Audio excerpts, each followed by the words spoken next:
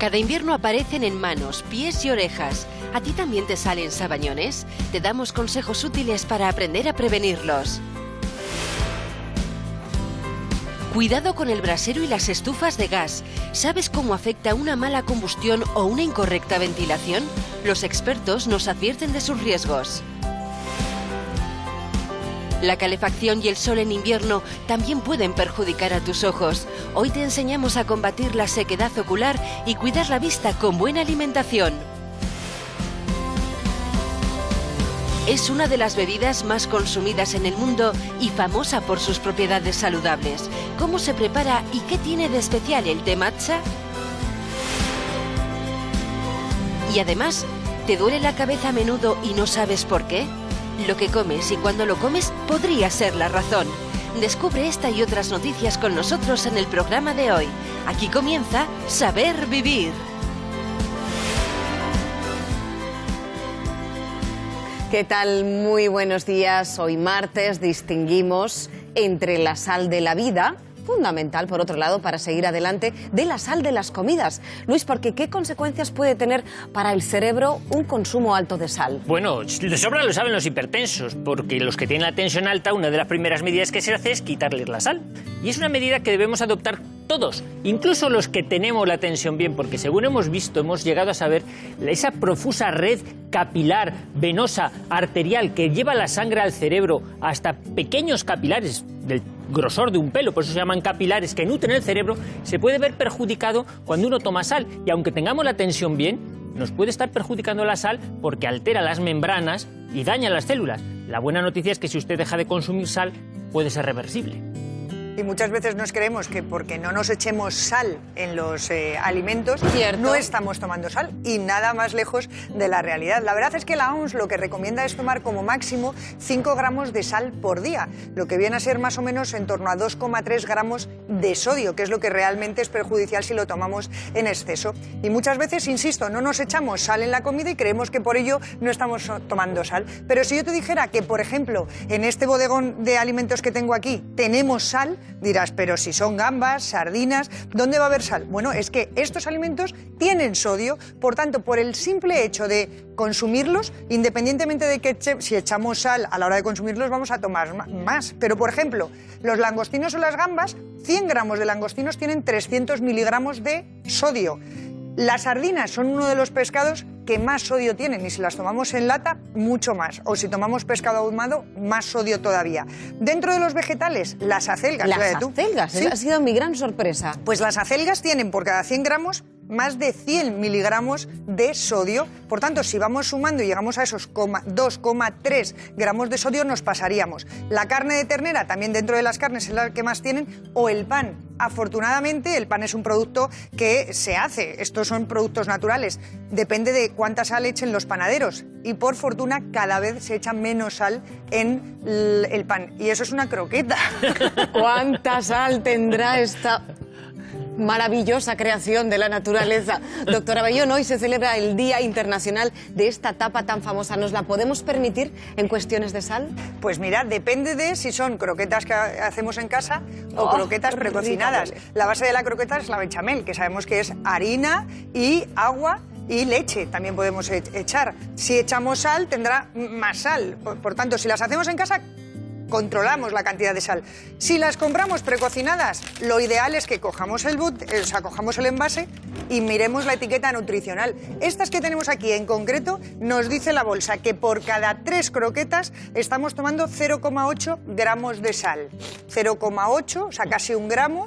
Si nos estuviéramos tomando 5 por 3, 15 croquetas, ya llegaríamos a esos 5 gramos de sal que recomienda la OMS. Por tanto, pues parece claro el mensaje. Cuanto menos alimentos precocinados tomemos, pues mucho mejor para nuestra salud. ¿Sabían que algunos alimentos pueden provocar dolor de cabeza? ¿Saben cuáles son los más comunes? Hoy en Saber Vivir, alimentos que nos traen de cabeza. Hoy han amanecido 8 provincias bajo cero. Durante el día subirán las temperaturas, pero seguirá helando por la noche. Luis, Esto de tener las manos heladas, los pies sí, fríos... es desagradable, ¿eh? ¿Por qué? Porque son las partes que están menos protegidas del calor o donde menos sangre llega, y entonces son las que más rápidamente se enfrían. Y hay un problema que aparece siempre cuando llega el frío, que no se sabe si es por la piel delicada, por la vascularización, que son los sabañones, el eritema pernio. Vamos a ver en qué consisten y dónde aparecen. Parecen algo de los inviernos pasados, pero hoy en día sigue habiendo mucha gente que sufre sabañones, un trastorno que aparece con el frío y suele afectar a nuestras manos, pies y orejas. Los sabañones se caracterizan por enrojecer e inflamar la zona afectada. Se trata de lesiones que causan picor y dolor. En ocasiones también pueden formarse ampollas e incluso costras. Los sabañones permanecen en la piel durante cerca de una semana y suelen afectar más a los niños y a las mujeres. Los zapatos y los guantes pueden ser útiles para prevenirlos, y también nos puede ayudar el uso de gorros u orejeras, sobre todo en estos días que hace tanto frío. Nos acompaña el doctor Alejandro Martín Orgojo del Hospital Dermatológico Internacional, el primero en España especializado en problemas de la piel. Muy buenos días. Buenos días. ¿Por qué a algunas personas les salen sabañones con el frío y a otras no? Eritema pernio. Eritema pernio. Te ha gustado, ¿eh? Sí, mucho. Bueno, pues el eritema pernio o perniosis es una patología que vemos con relativa frecuencia en relación no con un frío intenso, sino más bien con fríos más o menos moderados y sobre todo humedad, porque esa humedad lo que hace es aumentar la conductancia del frío. Y se produce en determinadas personas, en principio es más en mujeres, más bien jóvenes o de mediana edad, y sobre todo personas que tienen menos masa corporal, menos cantidad de grasa. Parece ser sobre todo que en personas muy delgaditas, y hace muchos años, cuando no había buenos sistemas de climatización en niños, pues pasa que esa grasa nos protege un poquito del frío y hace que no se produzca tanto. Pero es verdad que esos pacientes puede pasar. Tan antiguo, ¿verdad?, lo del sabañón, pero sigue produciéndose todavía en la piel. Pues cada vez es una cosa que vemos en consulta con más frecuencia en estos meses, sobre todo de invierno. Y es curioso porque hace unos años no era tan frecuente que la gente no consultaba. Sí. Tanto es así que en los años de principios del siglo XX, finales del siglo XIX, en los tratados de dermatología de Gran Bretaña ni siquiera aparecía como una entidad, o sea, porque era tan frecuente que ellos no consideraban que fuese un problema, ¿no? Pero es verdad que ahora, como cada vez tenemos mejores sistemas de climatización y eso, en general la gente no lo considera algo normal. Pero bueno, sí se ve con cierta frecuencia, ¿eh? Yo creo que el mejor sistema de calefacción, el más antiguo, son los guantes, protegerse bien, porque como decías, es la exposición y sobre todo la permanencia, el estar mucho tiempo en el frío. Y para salir al frío hay que salir protegido. A veces hay que echarse cremas, como la de caléndula, cremas hidratantes, porque como comentabas también, la humedad hace que el frío se note más en la piel. Entonces, lo de ponerse varias capas a veces, la protección nos va a permitir prevenir los sabañones. Sin duda. Pero es importante, por una parte, proteger la integridad de la piel, y por eso sí que es oportuno hablar de la posibilidad de hidratar bien la piel. No hay que hablar específicamente de ningún compuesto, porque creo que lo más importante es sobre todo que uno tenga una piel adecuada, íntegra, pues que reciba una hidratación correcta, así que una crema de manos ya de base va a ser una buena opción para poder utilizar. Y sobre todo tener, como bien has dicho, protección contra el frío.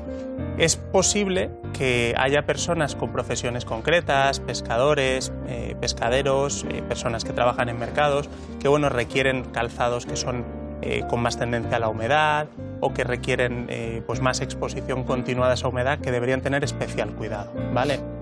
Nos estabas diciendo que es muy importante proteger la piel desde fuera con una buena crema. Muchas veces cuando leemos la composición de esas cremas llevan vitamina A, llevan retinol. Bueno, pues también podemos proteger la piel desde dentro con lo que comemos. Uno de los alimentos más ricos en beta-caroteno, que es el precursor de la vitamina A del retinol, son las zanahorias. Por tanto, ahora que estamos en invierno, una buena crema de zanahorias como la que tengo aquí parece que apetece, o incluso el licuado de zanahorias para el desayuno. También es una buena opción de dar ese betacaroteno, porque tenemos que recordar que la piel lo utiliza para cicatrizar, y por eso se utiliza en el acné, en la piel seca, en la psoriasis. Por tanto, vamos a nutrir la piel también desde dentro. Pues apetece y mucho. Guantes, protección con crema. Doctor Alejandro Martín Orgojo, muchísimas gracias por sus palabras.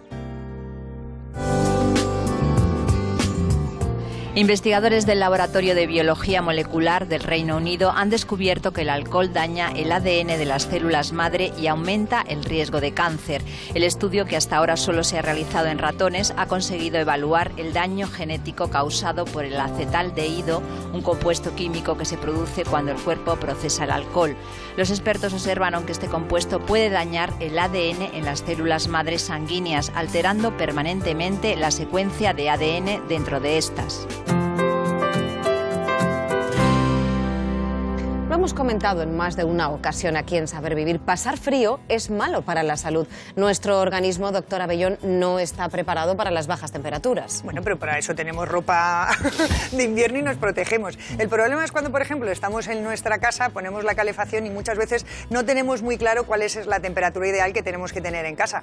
Bueno, pues si hacemos caso al IDAE, que es el Instituto para la Diversificación y el Ahorro Energético, que pertenece al Ministerio de Industria y Energía, ellos dicen que la temperatura de confort, estando sin hacer actividad física, estaría entre 21 y 23 grados, o sea que lo dejaremos en torno a los 22 grados. Y si tenemos en cuenta que por cada grado que subamos o cada grado que bajemos podemos subir o disminuir el consumo de calefacción en un 20%, hay que tenerlo en cuenta.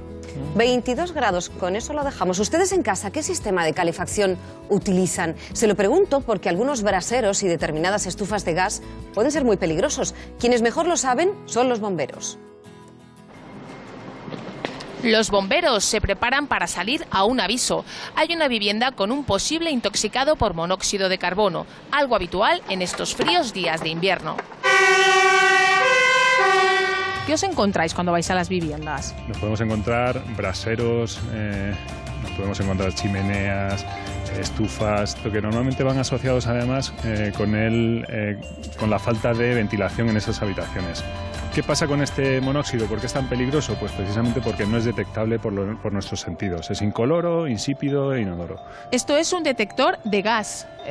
¿Para qué utilizáis esto? Sí, pues como bien dices, es un detector de gas, es un explosímetro, y lo que nos sirve es para cuando llegamos a la intervención poder detectar valores tanto de oxígeno como de monóxido, como niveles de inflamabilidad. Este es un pulsoxímetro que también empleáis en las intervenciones. Sí, así es. Nos marca tanto las pulsaciones como la concentración que puede tener de oxígeno y de monóxido. La mayoría de las muertes por intoxicación son evitables. Nuestra mejor herramienta es la prevención. Bueno, pues lo fundamental, por encima de todo, es mantener las estancias muy bien ventiladas. Deberían disponer de rejillas, de respiraderos, no tener nunca próximo al hogar de la chimenea o a estas estufas o braseros cortinas, faldas de la cama, edredones, etcétera. Y quédese con otra cosa esencial, el color de la llama. Siempre debe ser azul. Pues esto que tengo yo en mi mano es un detector de monóxido de carbono, ese gas que no huele. Porque claro, si no huele, ¿cómo lo detectamos? Pues estos aparatitos nos pueden salvar la vida precisamente si se instalan en los domicilios donde se tengan elementos de combustión, de gas, que pueden producir por mala combustión monóxido de carbono. Lo que hay que hacer es revisar las calderas. Esto no sustituye la revisión de las calderas, hay que revisarlas. Pero si tiene usted algún aparato que está produciendo combustión y tiene sospecha de que puede estar quemando mal, estos aparatitos le pueden salvar la vida, porque van a ponerse a pitar cuando haya exceso de monóxido de carbono. Pues los sistemas de calefacción, aunque a veces no nos demos ni cuenta, resecan nuestras mucosas.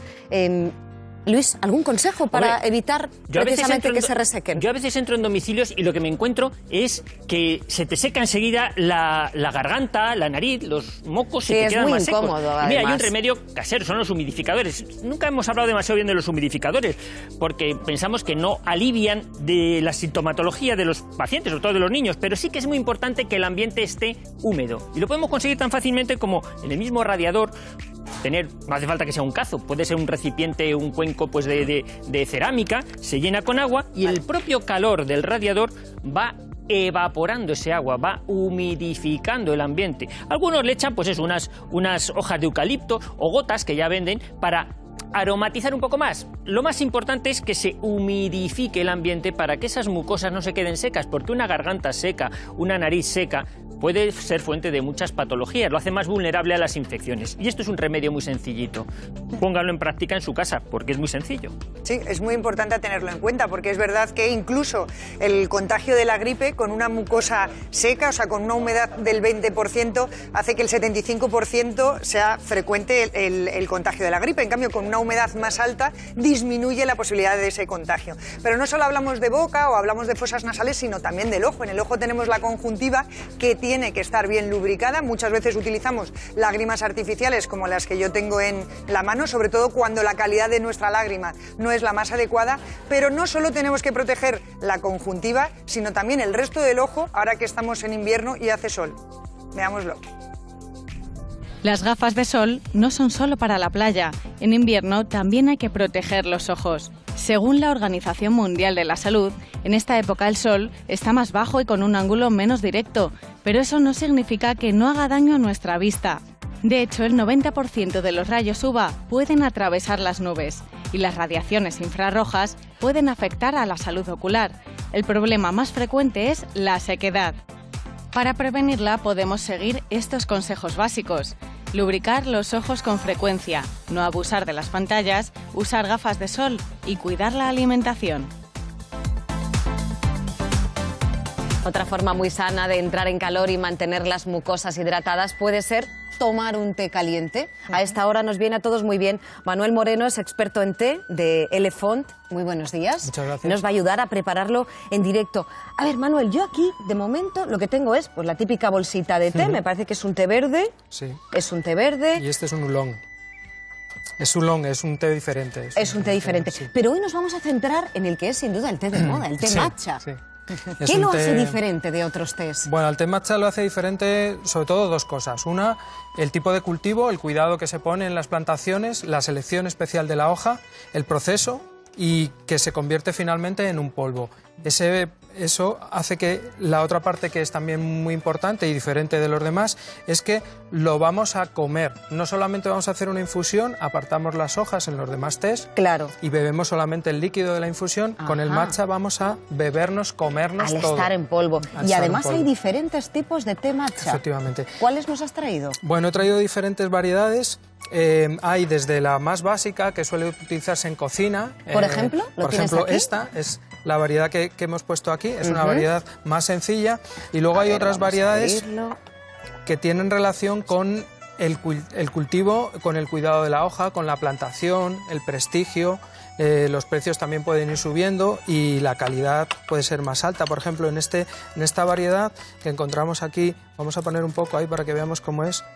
El aspecto es muy parecido. Es muy parecido, pero si vemos el color... El tono, es verdad, cambia un poco. Sí, este es un té de alta calidad, es un té que, por ejemplo, la hoja, el nervio central se ha quitado y se convierte en un polvo extraordinariamente fino. Son arbustos que se cuida mucho el cultivo, se tapan, se ponen a la sombra, conseguimos pues una variedad de hoja más oscura, entonces los sabores cambian. En el de cocina, el sabor un poco más intenso, más fuerte, para que no pierda si lo ponemos junto a harina. Las propiedades las mismas y el sabor diferente. ¿Y cómo lo preparamos? ¿Cómo se prepara un té matcha? Uy, pues el matcha tiene una preparación que puede ser o muy sencilla, podemos meter simplemente en una botella, poner agua caliente, agitamos y podemos beber. Pero el té matcha es el que está en la ceremonia de té. Entonces he traído unas pocas... A ver si lo podemos ir haciendo. A ver cómo no vamos a hacer la ceremonia, pero vamos a hacer alguna sobre todo cosa. porque el tiempo que llevamos aquí es claro, muy largo. Entonces, lo que vamos a hacer es, una cosa muy importante, es la temperatura del agua. La temperatura del agua debe andar sobre los 80 grados. Aquí teníamos agua caliente a esa temperatura. Es importante el recipiente, ¿verdad? Es muy importante el recipiente, Tiene mucho que ver con esa ceremonia, con esa preparación, el ritual. Entonces, vamos a utilizar este, que es el mejor de los que hemos traído. Vamos a beberlo después. Bien, entonces, la cantidad que ponemos oscila, pero hay dos tipos, digamos, de ceremonia. Vamos a hacer la más sencilla, aunque no vamos a hacer ceremonia. Pero ponemos ahí como, serían unos 2-3 gramos de té. Una cuchara, la cuchara que se utiliza en ceremonia de té, que es un chasaku. Que es esta cucharita curva, que es esta cucharita curva, sí. Y después vamos a poner el agua. Voy a utilizar este cazo No es necesario usarlo, pero queda más bonito. Para la medida. Para la medida. Que son unos 60 mililitros. Entre 60 y 80 mililitros. Cada cacito. Cada porción de lo que vamos a utilizar.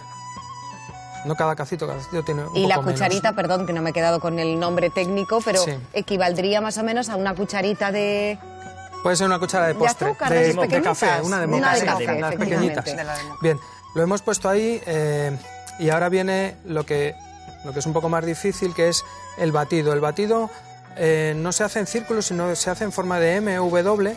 Vamos a hacerlo así, lo más deprisa posible, durante unos segundos, minuto. Lo que queremos es conseguir que se añada con el chasen, que es el batidor, una cantidad de oxígeno, de aire, para poder conseguir esa burbuja. Oye, qué fina. buena mano tienes, es que hay un montón de burbujitas y se ha convertido en un líquido espumoso. En un líquido espumoso, eso. Y si en casa no tenemos esto, que es lo más frecuente, se Ana, podría hay que utilizar... comprárselo Ya, esto. bueno, Comprárselo. pero Esto se hay que podría comprárselo utilizar todo. el batidor de huevos. Se podría usar, pero no sería igual. El efecto Doctora, no sería. por Se favor. podría. Bien, es una buena cosa es que pregunta. hagamos una adaptación occidental y otra es que utilicemos la batidora. No, el batidor de huevos. Bueno, para Que mí, es sirve lo para mismo. dar- Para mí es lo mismo. Yo siempre digo que lo importante es el té y después el siguiente elemento más importante es este. Vale. Pero bueno. Bueno, lo cierto es que este té matcha lo está invadiendo todo, nos Sí. fascina. Vamos a saber alguna cosa más de cómo podemos, por ejemplo, consumirlo. Vean.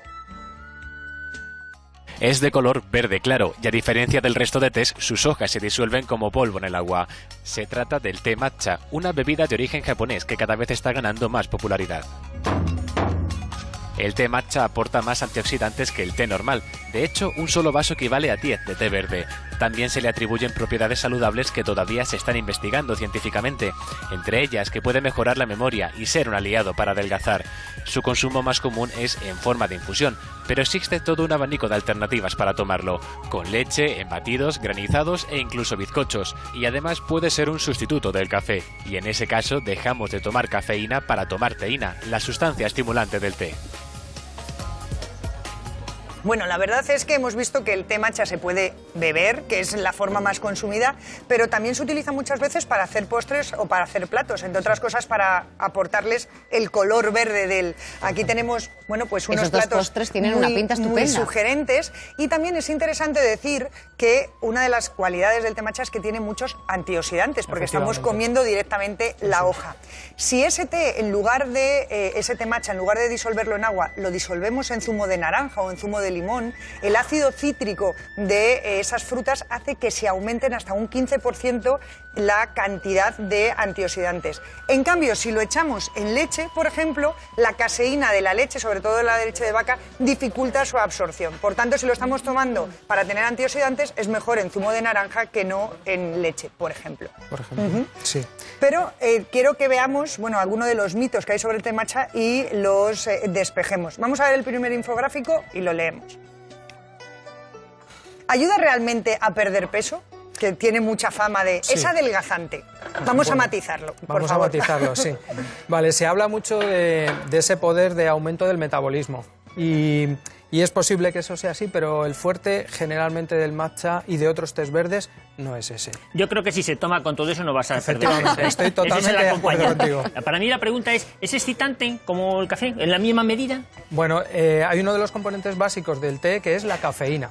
La cafeína está presente en el té también, en menor medida, pero hay una sustancia que es muy importante y está en el té verde y en este té en concreto, que son la L-teanina, y esa sustancia hace que se produzcan, se activen las ondas alfa en el cerebro, que lo que hacen es un efecto relajante pero de alerta, en estado de alerta. Entonces vamos a tener un pequeño efecto relativo a la cafeína, pero también un efecto relajante. Sí, eso es muy interesante que lo digamos porque la cafeína y la teína realmente es la misma sustancia, es un Exacto. alcaloide. Eso Lo es. que pasa es que la cafeína está en el café y la teína está en el té. Es la misma y en molécula. el caso del té matcha, por ejemplo, 1 gramo de té matcha tiene 34 miligramos de cafeína, que es poquito. Es muy si poco. tenemos en cuenta que al día se recomienda unos 300 miligramos, por tanto tendríamos que tomar muchísimo té matcha para superar la cantidad de cafeína que se recomienda. Pues con eso nos quedamos y con la idea de que a ustedes les haya interesado. Manuel Moreno, muchísimas gracias. Muchas gracias a vosotros.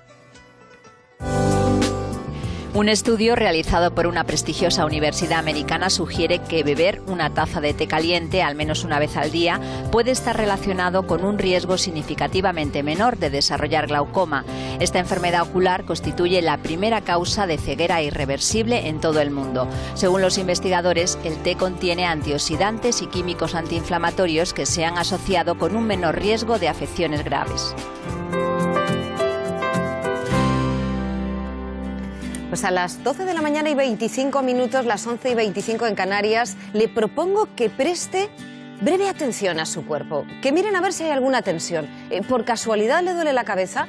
Pues sobre cefaleas hablamos hoy con el doctor José Miguel Laínez. Muy buenos días, gracias por venir. Vicepresidente de la Sociedad Española de Neurología. Doctor, si nos duele la cabeza a esta hora de la mañana, ¿es posible que no hayamos desayunado correctamente? Absolutamente. Yo creo que uno de los factores desencadenantes es la falta, el ayuno. El ayuno prolongado es un factor frecuente y sobre todo hay que tenerlo muy presente en los niños. Los niños que vuelven a veces del colegio con dolor de cabeza es porque a veces no se han alimentado correctamente. ¿Y puede que tampoco nos hayamos hidratado bien, que nos falte agua? Totalmente, es decir, creo que el tener azúcar y tener una correcta hidratación en la sangre son elementos fundamentales para evitar que se nos provoque este dolor de cabeza. La comida es un dolor de cabeza para muchas personas, literalmente. Miren por qué se lo decimos. ¿Sufre dolores de cabeza? ¿Ha pensado que quizá tenga que ver con lo que come? Alimentación y cefalea en ocasiones van de la mano. Aunque depende de cada paciente, hay alimentos que guardan una estrecha relación con la migraña. Es el caso del chocolate, el vino tinto, el queso, en especial el queso cheddar, los cítricos, lácteos, nueces y pescado ahumado. No es recomendable eliminar estos alimentos de la dieta porque perderíamos su importante aporte nutritivo, pero sí podemos moderar su consumo. Y cuidado con no comer, eso también puede producir dolor de cabeza. El ayuno prolongado es causa de cefalea en el 40% de los adultos y el 25% de los niños. Y uno de los alimentos que con frecuencia, aunque no en todas las personas, puede producir dolor de cabeza, sobre todo si nos centramos en la migraña, serían aquellos productos procesados, entre otros los embutidos, es decir, jamón, chorizo, salchichón o incluso aquellos alimentos precocinados que llevan, bueno, pues un potenciador del sabor como es el glutamato monosódico. Realmente, en ambos casos, supongo que doctor, cuando lo tratáis en consulta, los tendréis en cuenta. Totalmente. De hecho, el glutamato monosódico era el típico de una cosa que llamamos síndrome del restaurante chino, que entre otras cosas tenía dolor de cabeza. Afortunadamente, yo creo que ha desaparecido casi de los componentes de producción y ya no lo vemos con mucha frecuencia, ¿no? Yo lo que veo a veces en consulta es gente que dice, es que como una cosa y me cae bien y otro día me cae mal. Y yo siempre digo que no es lo que come, sino dónde lo come, en qué circunstancias, porque no es lo mismo comer una paella en tu casa que en casa de tu suegra, por ejemplo. Totalmente de acuerdo, y depende del día y depende cómo estés. Es decir, yo siempre digo que en esto hay que hacer un traje a la medida, ¿no? Es decir, que depende si tú puedes, por ejemplo, tomar una copa de vino y media tableta de chocolate un día que estás tranquilo, relajado de vacaciones, y un día que está una saliente de guardia, premenstrual, no sé qué, media copa de vino da un migrañón. Entonces, es decir, que creo que no hay que prohibir todo. Los médicos tendemos demasiado a prohibir. Es decir, y creo sino que hay que adaptar a cada paciente un poco la dieta ideal o evitarlos cuando los debe evitar, ¿no? Depende de la susceptibilidad de cada paciente, pero también es verdad, y yo creo que ahí sí que podemos afirmarlo rotundamente, una mala dieta para perder peso sí que te puede producir un dolor de cabeza, entre otras cosas por desnutrición. Bueno, la mala dieta tiene muchos factores, porque está el factor desnutrición, está el factor hipoglucemia y está el factor ansiedad que genera las dietas hipocalóricas, ¿no? Es decir, creo que es una mezcla de factores. Pues doctor José Miguel Laínez, especialista en neurología, muchísimas gracias por sus palabras. Un placer. ¿Sabían que existe un gran número de plantas aromáticas que pueden ser cultivadas en casa? ¿Saben cuáles no pueden faltar en nuestros hogares? Mañana en Saber Vivir, hierbas aromáticas. Pues nos van a permitir que nos preguntemos si las mujeres estamos preparadas biológicamente para vivir más años. Parece que la ciencia lo tiene muy claro. Les dejamos con esta noticia que seguro que va a interesar mucho a amigas y conocidas, a Inés Ballester. Hasta mañana. Viven más y la diferencia es cada vez mayor. En España, la esperanza de vida de las mujeres supera en casi 6 años a la de los hombres, una brecha que también está presente en todo el mundo. ¿Por qué? Los científicos no terminan de ponerse de acuerdo. Algunos creen que se puede deber al aumento de enfermedades cardíacas entre los varones, ligada a su cromosoma Y. Otros señalan la influencia de los estrógenos, las hormonas sexuales de la mujer. A fin de cuentas, son la llave biológica para ser madre, es decir, para la continuidad de la especie.